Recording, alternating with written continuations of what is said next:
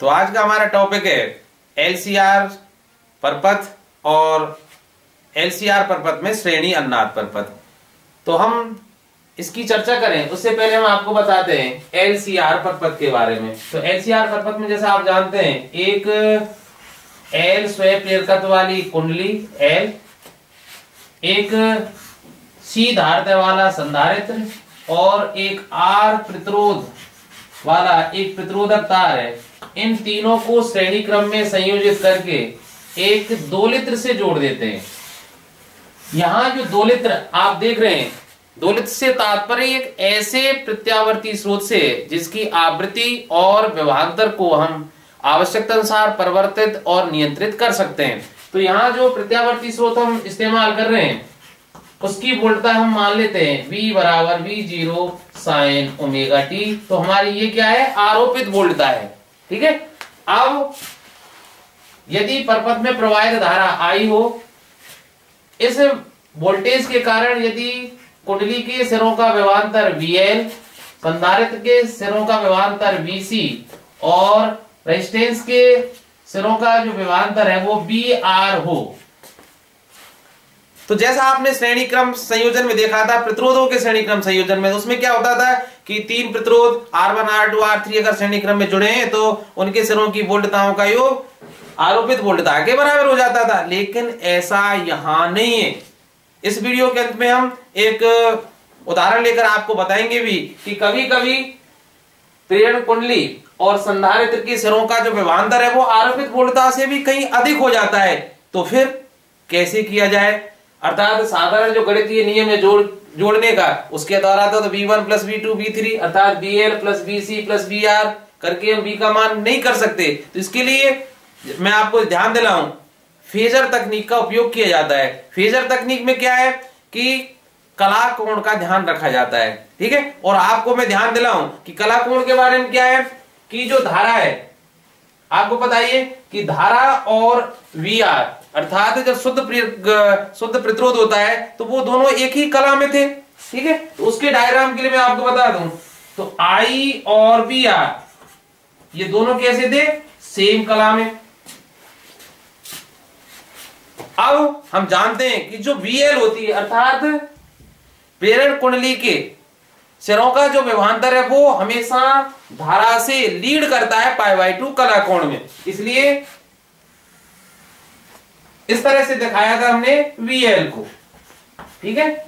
और हम जानते हैं कि संधारित्र के सिरों का जो विभवांतर है VC वो धारा से π/2 कला कोण में पीछे होता है, इसलिए π/2 कला कोण से पीछे होने के कारण उसको दिखाएंगे हम इस तरह से VC। तो ये π/2 और ये π/2। ठीक है। तो ये हमारा फेजर डायग्राम हुआ। अब फेजर डायग्राम से हम देख रहे हैं कि BL और BC दोनों एक दूसरे से विपरीत दिशा में अर्थात 180 डिग्री का कोण बना रहे हैं, इसलिए इनका जो परिणामी होगा वो क्या होगा, इन दोनों के अंतर के बराबर। अगर BL BC से अधिक है, लेंथ में अधिक है, तो ध्यान रखें उस स्थिति में हम BC की लंबाई को कम रखेंगे। ध्यान रखें कि किसी भी सदिश राशि के लेंथ जो रेखाखंड जिससे व्यक्त करते हैं उसके लेंथ की लंबाई उस राशि के परिमाण को व्यक्त करता है। इसलिए यदि BL BC से अधिक है तो BL के रेखाखंड की लंबाई अधिक होनी चाहिए, BC के रेखाखंड की लंबाई कम। और चूंकि ये दोनों एक दूसरे के विपरीत दिशा में, अतः इनका जो परिणामी होगा इस रेखाखंड की लंबाई में से इस रेखाखंड की लंबाई को कम कर देंगे। तो माना वो ये है, यहां बिंदु अगर जैसे ये था, OA अगर BL को व्यक्त करे, OB अगर BC को व्यक्त करे, तो जो OD मान लेते हैं ये बिंदु किसको व्यक्त करेगा, VL माइनस VC को। ठीक है। अब हम इस तरह से एक आयत बना देते हैं और ये बिंदु अगर C है और इसको अगर N मान लेते हैं, तो ये जो रेखा है OC, ठीक है, ये क्या व्यक्त करेगा, इन तीनों के परिणामी अर्थात BR BL और BC तीनों के परिणामी को व्यक्त करेगा जो अप्लाइड वोल्टेज के बराबर होगा। तो इस तरह से मैं क्या कह सकता हूं कि BL BC और BR इनका वेक्टर सम अर्थात इनका सदिश योग इसके बराबर होगा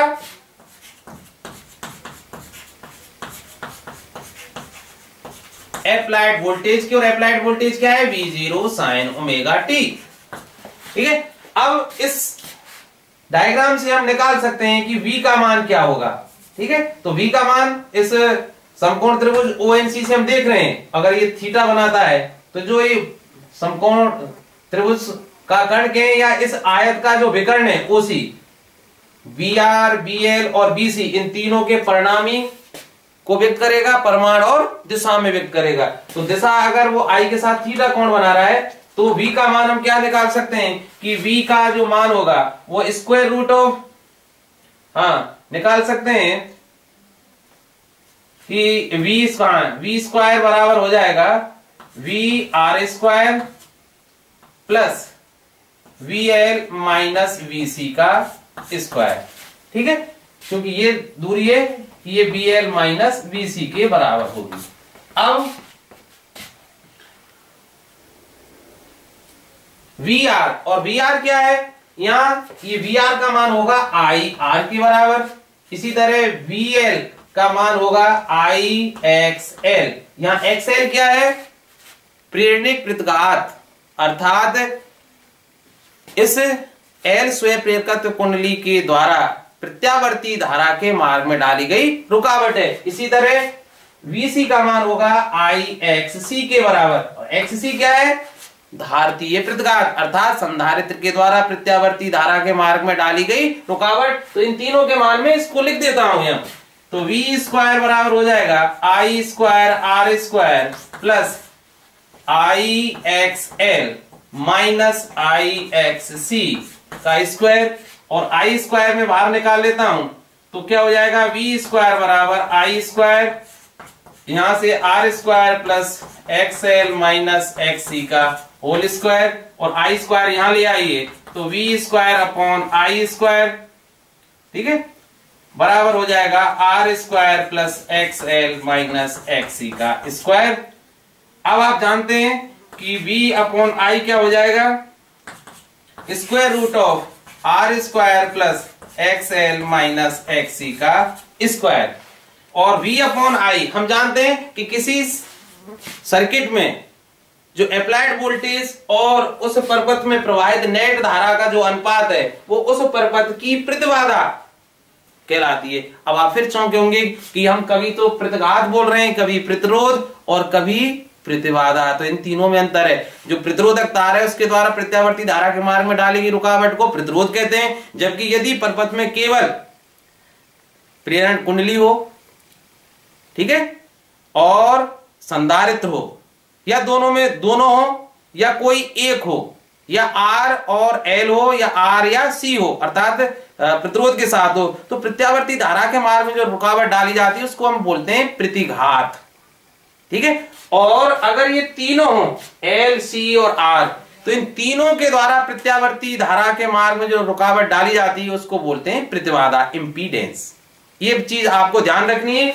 तो V अपॉन I क्या कहलाएगा, ये प्रतिबाधा कहलाएगी, जिसको हम व्यक्त करेंगे Z से। तो इसका मतलब Z इक्वल टू होगा R square plus XL minus XC का स्क्वायर। और हम सब जानते हैं XL क्या है, प्रेरणिक प्रतिघात है, जिसका मान क्या होता है ओमेगा L, और जबकि XC का मान होता है 1 अपॉन ओमेगा C, जो धारतीय प्रतिघात है। तो इसको मैं किस तरह से लिख सकता हूं, Z is equal to R square plus omega L minus 1 upon omega C का स्क्वायर।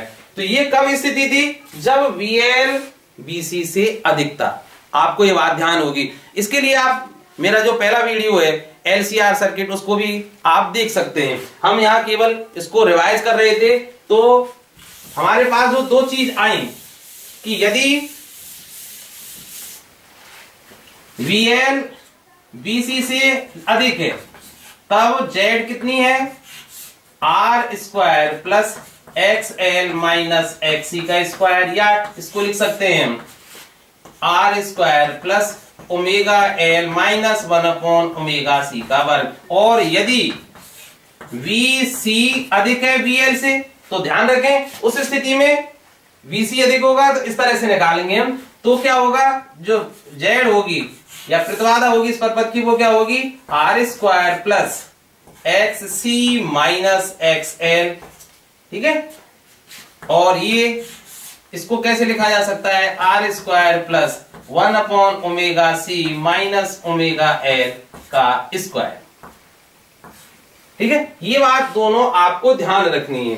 अब ध्यान दीजिए कि जो ओमेगा एल है, देखिए तो ओमेगा एल क्या है, 2 पाई एफ एल। हम जानते हैं ओमेगा कोणीय आवृत्ति है और कोणीय आवृत्ति किसके बराबर होगी, 2 पाई एफ, और एफ क्या है, प्रत्यावर्ती स्रोत की आवृत्ति। ठीक है, इसी तरह एक्स सी किसके बराबर थी, 1 अपॉन ओमेगा सी, और 1 अपॉन ओमेगा सी क्या हो जाएगा, 2 पाई एफ सी। अब ध्यान दीजिए थोड़ा कि यदि इस प्रत्यावर्ती स्रोत की आवृत्ति को बढ़ाया जाए, क्योंकि दो लित्र की आवृत्ति को हम इच्छानुसार या आवश्यकता अनुसार परिवर्तित और नियंत्रित कर सकते हैं। तो यदि आवृत्ति को बढ़ाया जाए तो ध्यान से देखिए, ये जो XL है ये बढ़ेगा, क्योंकि हम देख रहे हैं कि XL is directly proportional to frequency. ठीक है, और XC अर्थात धारतीय प्रतिघात वो इनवर्सली प्रोपोर्शनल टू है, अर्थात ये व्युत्क्रमानुपाती है। तो अगर फ्रीक्वेंसी को बढ़ाया जाए तो प्रेरणिक प्रतिघात बढ़ेगा, ध्यान रखें। और यदि फ्रीक्वेंसी को घटा कम किया जाए तो धारतीय प्रतिघात बढ़ेगा। ठीक है, अब ध्यान दें कि एक फ्रीक्वेंसी ऐसी सेट की जा सकती है, अर्थात कोई आवृत्ति एक ऐसी लाई जा सकती है कि जब XL और XC अर्थात प्रेरणिक प्रतिघात और धारतीय प्रतिघात दोनों के मान बराबर हो। उस स्थिति में क्या होगा कि यदि, आप ध्यान दीजिए कि यदि XL बराबर XC हो, अर्थात प्रेरणिक प्रतिघात धारतीय प्रतिघात के बराबर हो, तो देखिए प्रतिबाधा इस सूत्र से देखो चाहे इस सूत्र से देखिए, दोनों से प्रतिबाधा किसके बराबर होगी, √r स्क्वायर प्लस 0 स्क्वायर, इसका मतलब r के, और इसका मान क्या होगा, मिनिमम होगा, न्यूनतम होगा। ठीक है, और अगर धारा का मान न्यूनतम होगा, धारा नहीं, प्रतिबाधा का मान न्यूनतम होगा तो परपथ में प्रवाहित धारा का मान अधिकतम होगा। यह अवस्था श्रेणी अनुनाद अवस्था कहलाती है। तो श्रेणी अनुनाद, अब आपसे मैं पूछूं कि LCR की श्रेणी अनुनाद अवस्था क्या है, तो किसी LCR परपथ की वह अवस्था, मैं इसकी परिभाषा आपको लिख देता हूं, किसी LCR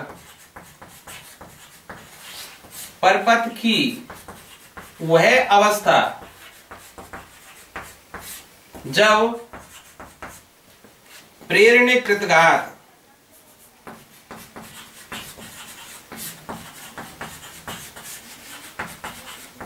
XL का मान धारतीय प्रतिघात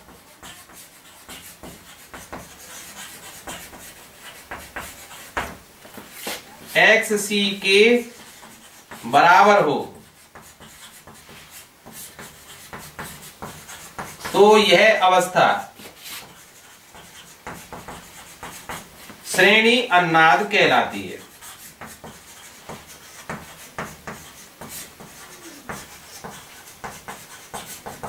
ठीक है, और इस समय जो श्रेणी अनुनाद की अवस्था में जो धारा प्रवाहित होती है उसको हम अनुनादी धारा कहते हैं, और अनुनादी धारा जैसे हम जानते हैं वो कैसी होती है, अधिकतम होती है। और जिस आवृत्ति पर, देखिए जिस आवृत्ति पर प्रेरणिक प्रतिघात और धारतीय प्रतिघात बराबर होते हैं, अर्थात श्रेणी अनुनाद की अवस्था प्राप्त होती है, उसे अनुनादी आवृत्ति कहते हैं। तो अब हम बात करेंगे अनुनादी परपथ की विशेषताओं के बारे में।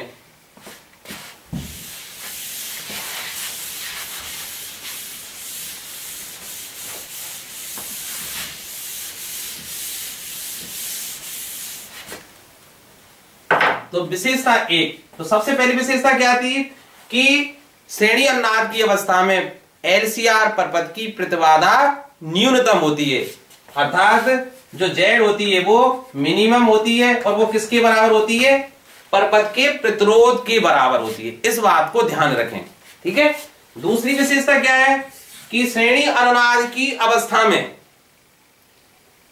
चूंकि प्रतिबाधा न्यूनतम है, इसलिए परपथ में प्रवाहित धारा का मान अधिकतम होगा, अर्थात धारा मैक्सिमम होगी, जो किसके बराबर होगी, V अपॉन Z मिनिमम के, अर्थात V अपॉन R के। इसका मतलब धारा का मान किस पर निर्भर करेगा, एप्लाइड वोल्टेज जो क्या है Vrms, ठीक है, और परपथ के प्रतिरोध पर। ध्यान रखें। तीसरी चीज कि श्रेणी अनुनाद की अवस्था में जो स्रोत है वो शुद्ध प्रतिरोध की तरह कार्य करता है। जो LCR परपथ है वो किस तरह से कार्य करता है, शुद्ध प्रतिरोध वाले, अर्थात ऐसा लगता है कि L और C है ही नहीं, शुद्ध प्रतिरोध वाले परपथ की तरह व्यवहार करता है। और इस कारण इस समय अर्थात अनुनाद की अवस्था में एप्लाइड वोल्टेज और परपथ में प्रवाहित धारा समान कला में होते हैं, अर्थात tan थीटा 0 होता है, क्योंकि हम देखते थे कि LCR परपथ में जो tan थीटा होता था उसका मान क्या होता था, omega L minus 1 upon omega C upon R, और ये इस समय क्या है 0 के, ठीक है।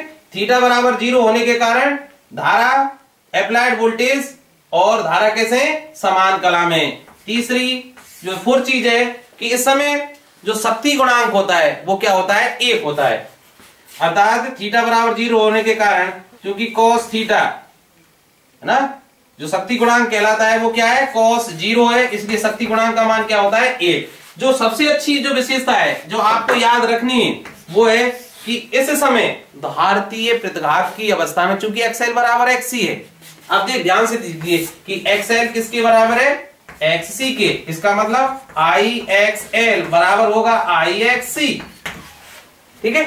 तो ये क्या है, VL है और ये क्या है, VC है, अर्थात VL और VC के परिमाण बराबर हैं। लेकिन ध्यान रखें, अभी जो फेजर डायग्राम मैंने बताया था, VL और VC अर्थात कुंडली के सिरों का व्यवांतर और संधारित्र के सिरों के व्यवांतर बराबर है, किस अवस्था में, श्रेणी अनुनाद अवस्था में। लेकिन इनकी कला कैसी है, विपरीत, इसलिए हम क्या कह सकते हैं इसको, VL is equal to minus VC, और VL और VC के अनुनाद की अवस्था में मान एप्लाइड वोल्टेज से अधिक हो सकते हैं, ठीक है। इसलिए इसको क्या कहा जाता है, वोल्टेज एम्प्लीफिकेशन के रूप में भी इस LCR परपथ का प्रयोग किया जाता है, अर्थात जो वोल्टेज का लाभ होता है इसमें, ध्यान रखें, वोल्टेज का लाभ होता है इसमें। तो चौथा है कि इस स्थिति में VL बराबर माइनस VC के होता है, बराबर होता है, परिमाण में बराबर होता है, लेकिन कला में या दिशा से तात्पर्य कला में विपरीत होने से, ना कि कोई पर्टिकुलर दिशा से मतलब है, ध्यान रखें इस बात का। और अब हम कैलकुलेट करेंगे आपको कि LCR परपथ में जो अनुनादी आवृत्ति क्या होती है, क्योंकि इसमें XL बराबर क्या होता है, XC, श्रेणी अनुनाद है, और प्राप्ति कब होता है, जब प्रेरणिक प्रतिघात धारतीय प्रतिघात के बराबर होती है। प्रेरणिक प्रतिघात किसके बराबर होती है, ओमेगा L, और ये 1 अपॉन ओमेगा C। यदि आप ध्यान रखें कि यदि अनुनादी कोणीय आवृत्ति, यदि अनुनादी कोणीय आवृत्ति ओमेगा R हो, ठीक है, तो हम इसको ओमेगा R और इसको ओमेगा R कह सकते हैं। तब क्या कह सकते हैं कि omega square R is equal to 1 upon LC, या ओमेगा अर्थात वो किसके बराबर होगा, square root of 1 upon LC, ठीक है।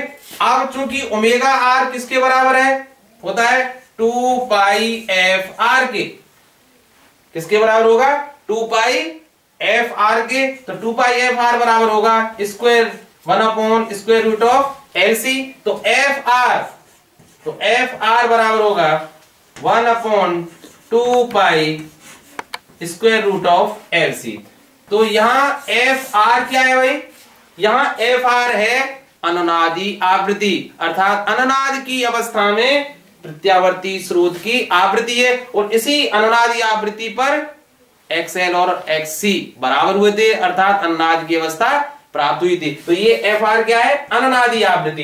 तो इस सूत्र की सहायता से हम अननादि आवृत्ति का मान ज्ञात कर सकते हैं। कैसे, 1/2 pi under root L C. ठीक है।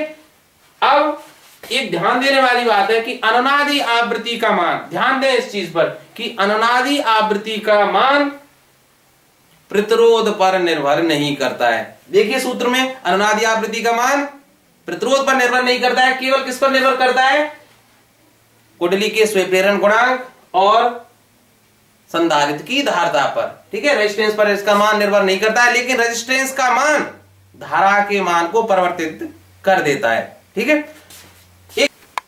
हाँ, अब हम अंत में एक वक्र और देख लेते हैं, और वो वक्र है आवृत्ति और कलांतर के मध्य। और कलांतर किसके बीच में, अप्लाइड वोल्टेज और परपथ की धारा के बीच। ठीक है। तो अगर एक्स अक्ष पर हम फ्रीक्वेंसी को लें, ठीक है, और यहां कलांतर है, जानते हैं भाई, ये कलांतर है, ये +π/2 और ये -π/2। ठीक है। और ये अगर अननादि आवृत्ति है एफ आर, तो हमें आपको बता दें कि इस तरह से ये अननादि आवृत्ति है, तो ग्राफ इस तरह से आएगा। ठीक है। और ये इस तरह से,